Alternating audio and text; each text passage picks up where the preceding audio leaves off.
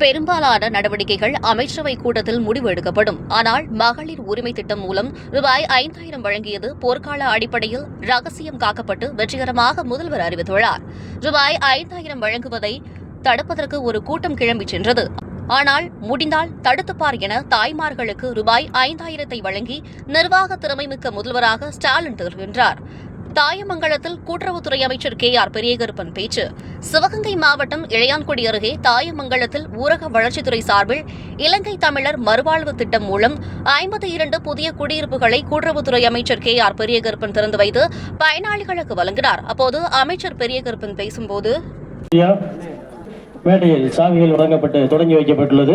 மீதமுள்ள பயனாளி இப்படி ஒவ்வொரு நாளும் ஒவ்வொரு திட்டங்கள் என்று சொல்லுவதை விட ஒரு நாள் வந்துட்டாலே பல திட்டங்கள் மக்களுக்கு அர்ப்பணிக்கின்ற ஒரு மகத்தான பணியை இன்றைக்கு நம்முடைய மாண்புமிகு முதலமைச்சர் அவர்களுடைய தலைமையிலான இந்த அரசு செய்து கொண்டிருக்கிறது.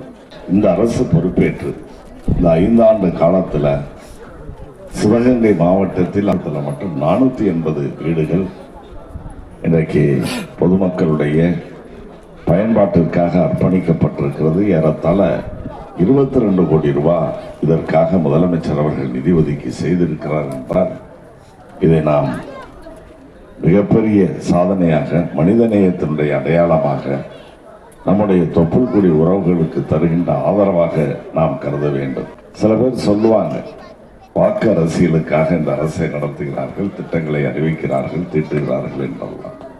அப்படிப்பட்ட அரசு, அப்படிப்பட்ட எண்ணம் நம்முடைய முதலமைச்சருக்கு இல்லை என்பதற்கு இதெல்லாம் ஒரு எடுத்துக்காட்டு.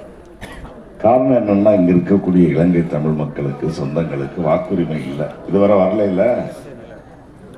அப்படி வாக்குரிமை இல்லாத அந்த மக்களையும் அவர்கள் வாழ்ந்த இடங்களிலிருந்து இன்றைக்கு குடிபெயர்ந்து வந்திருக்கக்கூடிய இந்த இல்லத்தில் இருப்பதற்காக முதலமைச்சர் அவர்கள் செய்கின்ற இந்த திட்டம் எல்லாம் மனிதநேயத்தோடு கூடிய திட்டம். முதலமைச்சருடைய இந்த அரசு ஒரு நல்ல அரசு, இந்த நாட்டு மக்களுக்கு தந்து கொண்டிருக்கிறது. பொதுமக்கள் அமைதியான ஒரு வாழ்க்கையை சூழ்நிலையில் வாழ்ந்து கொண்டிருக்கிறார். தாய்மார்கள், சகோதரிகள் 1,31,00,000 இல்லத்தரசிகளுக்கு, அதாவது அதிர்ச்சின்றதை விட இன்ப அதிர்ச்சியை தந்த முதலமைச்சராக நம்முடைய முதலமைச்சர் இருக்கிறார். பெரும்பாலான நடவடிக்கைகள் அமைச்சரவையில் சட்டமன்ற உறுப்பினர்களை கலக்கலைனாலும் அமைச்சரவையில் கலந்து கூட செய்வாங்க.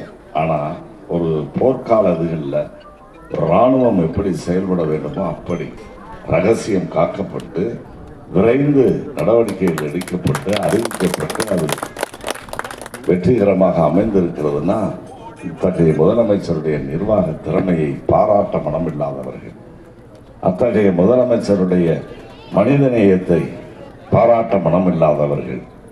ஏன் அவர் கொடுக்கிறாரு? 1000 கொடுக்கறதுக்கு போறத தடுக்கிறதுக்கு ஒரு கூட்டம் கிளம்பி போச்சு.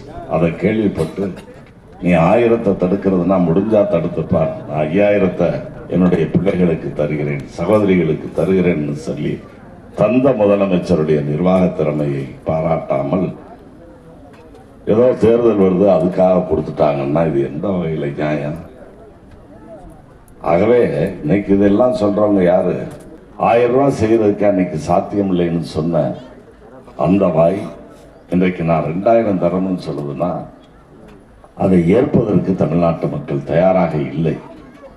ஆகவே அவர்களுடைய கூற்றுக்களை ஒதுக்கி நீ 10,000 தரனா கூட உன்னை கேட்கறதுக்கு, நம்புறதுக்கு மக்கள் தயாராக இல்லை என்பதைத்தான் இது காட்டுகிறது.